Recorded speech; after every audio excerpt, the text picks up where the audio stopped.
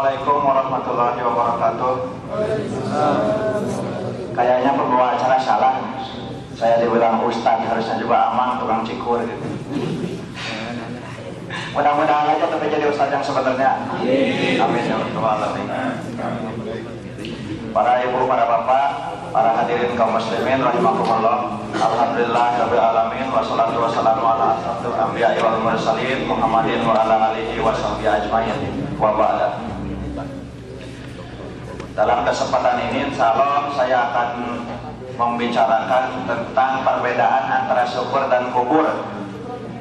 Soalnya banyak orang yang salah paham antara syukur dan kubur. Maksudnya dia syukuran, pada kenyataannya dia kuburan. Dalam kesempatan ini mari kita sedikit membicarakan tentang bedanya syukur dan kubur.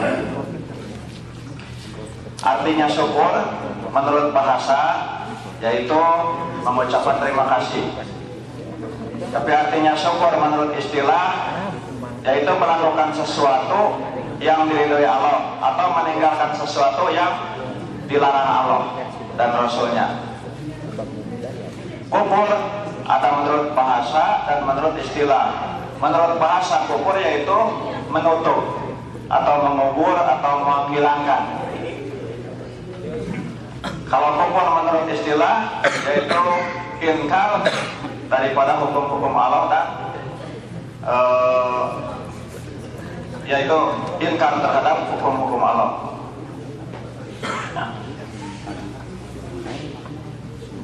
Orang yang tidak syukur berarti kufur. Kalau orang yang meninggalkan kufur berarti syukur. Yang mana yang kufur, yang mana yang syukur?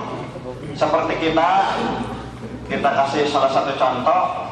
Misalkan hari Jumat ini dikasih kesempatan, dikasih waktu luang, sehat, banyak tidak ada udur, tapi kita tidak melaksanakan yang diperintah oleh Allah, itu namanya kufur. Kufur nikmat. Atau kita misalkan punya rezeki, punya duit atau punya apa aja rezeki yang kita miliki, kita tidak melakukan sesuatu yang diridhoi Allah, itu juga termasuk kufur. Kalau orang kebanyakan yang bersyukur, tandanya berarti meninggalkan kufur. Karena banyak orang yang niatnya ingin syukuran tapi ternyata kufuran. Contoh seperti kita melakukan sesuatu, misalkan undang orang, ngasih makan dan ngasih fasilitas, tapi di dalam undangan itu diadakan dangdut atau diadakan joget-joget atau diadakan mabok-mabok, judi dan lain-lain, itu maksudnya syukuran. Dan dia bilang, katanya saya akan mengadakan perayaan apa? Syukuran. Misalkan syukuran dalam rangka pernikahan atau dalam rangka apa saja yang maksudnya syukuran, tapi di dalamnya ada unsur-unsur maksiat. Itu bukan syukuran sebetulnya, padahal itu namanya kuburan. Yang kuburnya itu di situ ada kubur macam-macam. Yang kubur nikmat karena dia istilahnya mengeluarkan rezeki yang dibenci Allah. Yang harusnya rezeki itu dipakai sesuatu yang diridhoi Allah, malah dia rezeki itu dihamur-hamurkan untuk pura-pura dan lain-lain. Itu kubur nikmat. Yang kubur juga dia istilahnya munkar.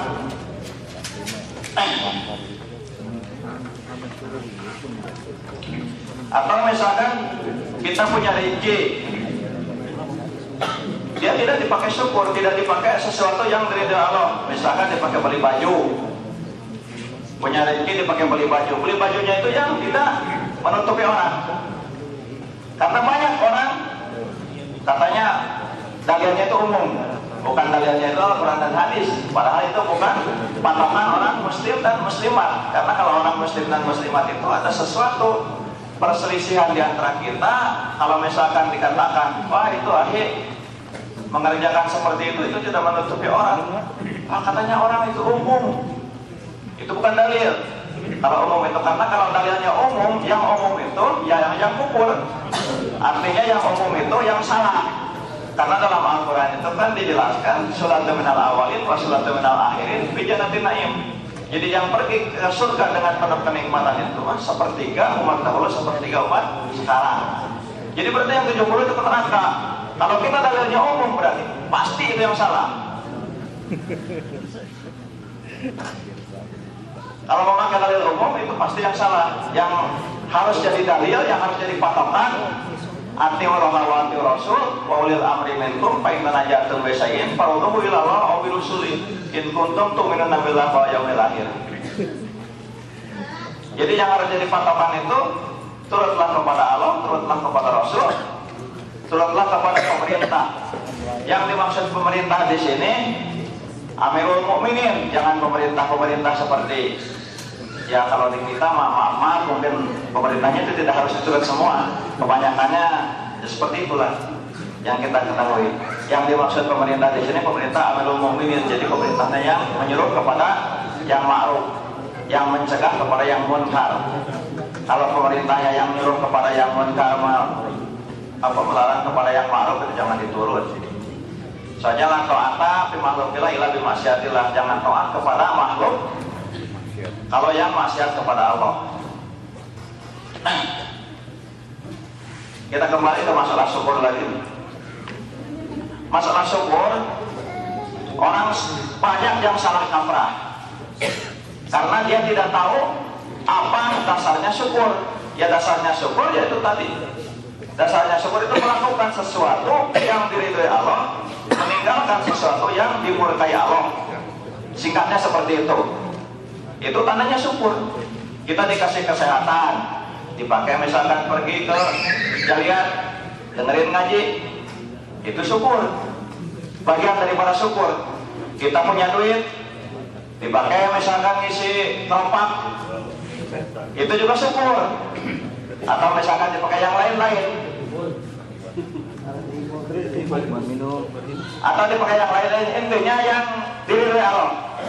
Sebaliknya, kalau kita punya rezeki atau punya kesehatan atau punya apa saja, dipakai yang tidak diridhoi Allah, akhirnya yang dimurkai oleh Allah, itu tandanya kufur.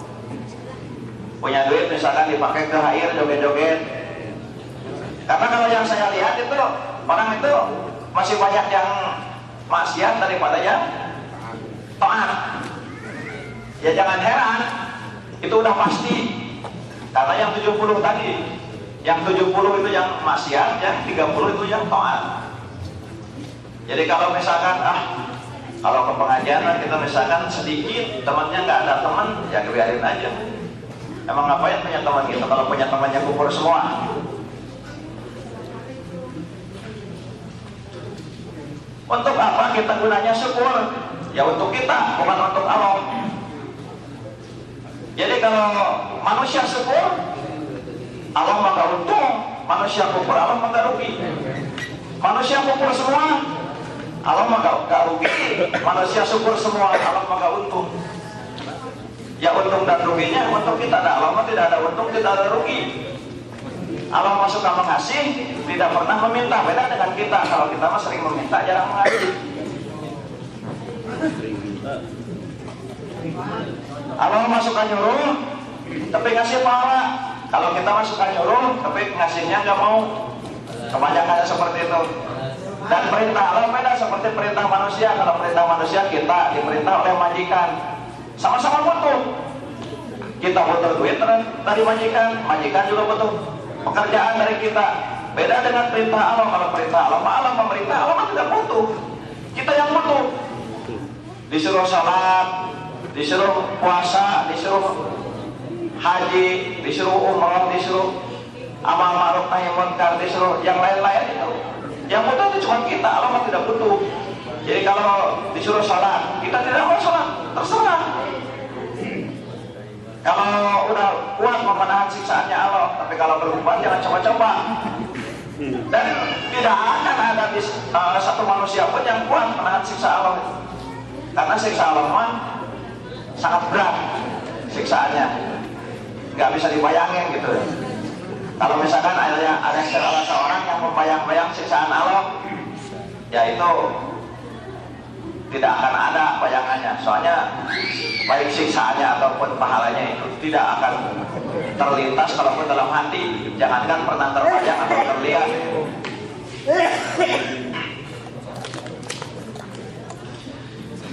Orang kebanyakan menyangka bahwa syukuran itu katanya mengundang orang mengasih makan.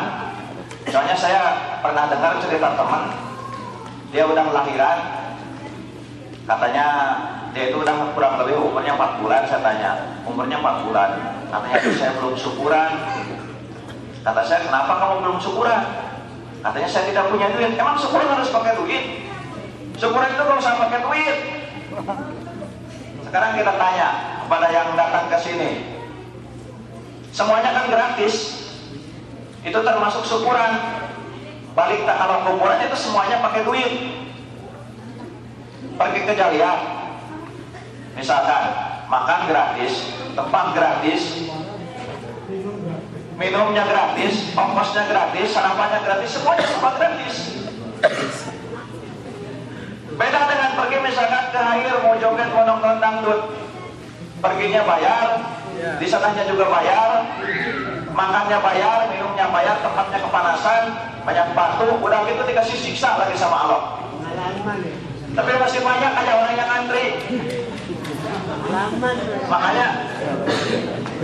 Makanya benar kata Rasul, semua umatku itu akan masuk surga kecuali yang tidak mau. Para sahabat kaget, apa ada katanya ya Rasulullah yang tidak mau masuk surga?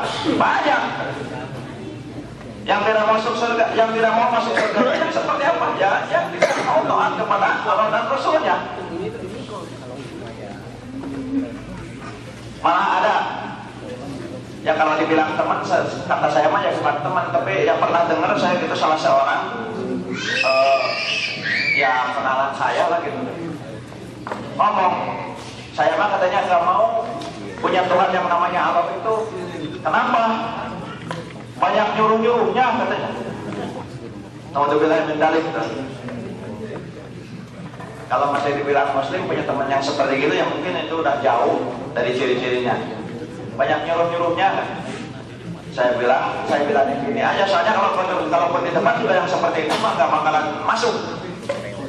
Saya giniin aja, kalau kamu tidak mau punya Tuhan yang namanya Allah, kamu cari aja dunia yang selain milik Allah. Jadi jangan kamu tinggal di dunia yang milik Allah, betahnya sangat luar biasa, tapi kamu disuruh-suruh oleh Allah nggak mau.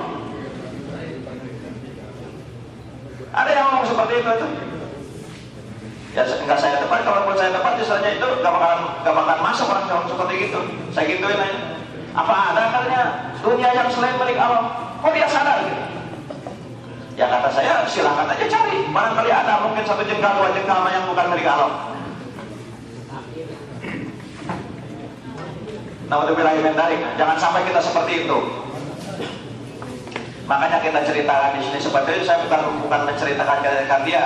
Kita jangan sampai sedikit pun ada dalam hati kita terlintas bahwa apapun yang kita miliki itu bukan milik Allah, itu semuanya itu milik Allah.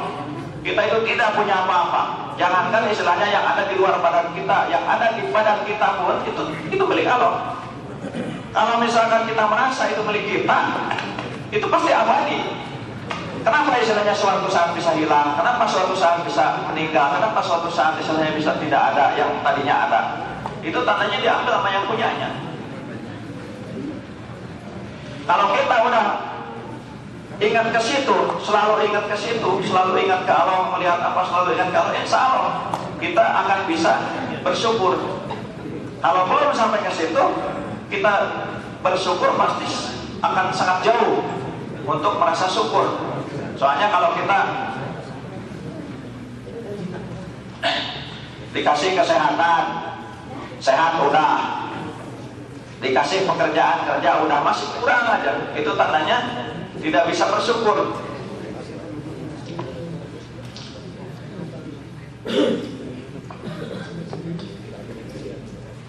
Jadi kalau orang tidak bisa bersyukur, berarti orang itu kubur.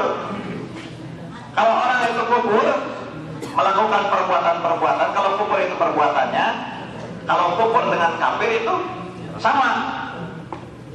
Cuman orang banyak yang melakukan perbuatan kufur, tapi kalau dibilang kafir dia nggak mau, marah. Padahal perbuatan-perbuatan itu banyaknya kufur. Ya, di antaranya yaitu kita disuruh berpakaian yang menutupi aurat, tidak menutupi aurat, terutama kepada perempuan. Banyak yang pakaian terlalu nyetrit, itu namanya ariat. Berpakaian tapi telanjang kalau kata agama menurut hukum Allah. Beli pakaian tidak benar atau berdandan tidak benar, itu namanya kufur. Kufur nikmat.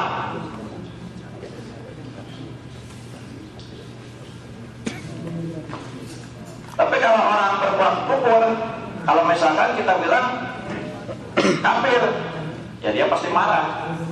Padahal kalau kufur itu perbuatannya, kalau kafir itu orangnya. Jadi kalau kata santri mah mungkin isim fa'il dan isim maf'ul.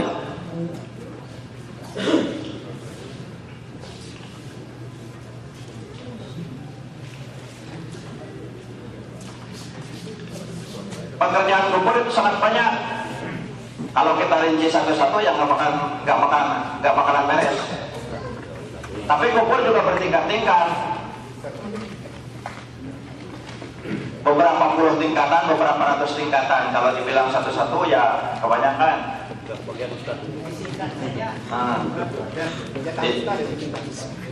Disingkat saja katanya. Kalau kufur yang paling rendah mungkin ya saya kira kita semua itu masuk, termasuk saya.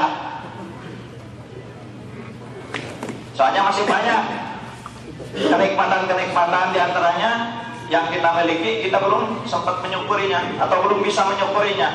Bahkan kita tidak sadar untuk menyukurinya.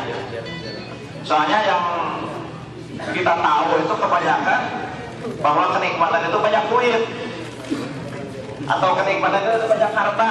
Padahal itu belum tentu kenikmatan yang sesungguhnya, kenikmatan yang mutlak, yang abadi, yang hakiki, yang sampai dunia akhirat. Kenikmatan nikmat iman dan nikmat Islam.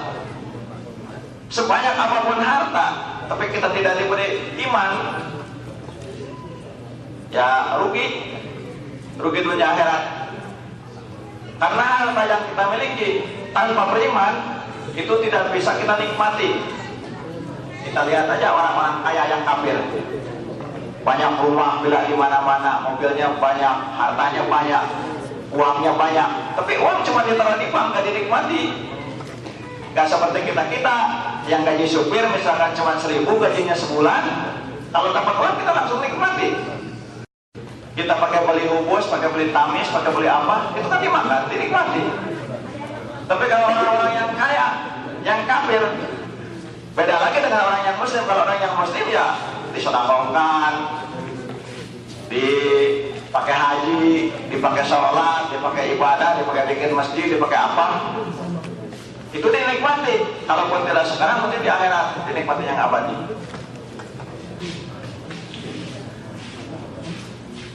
Kurang lebihnya perkataan saya cukupkan sampai di sini karena ustaznya udah datang, waktunya juga udah habis. Tak perlu mengganggu lama-lama.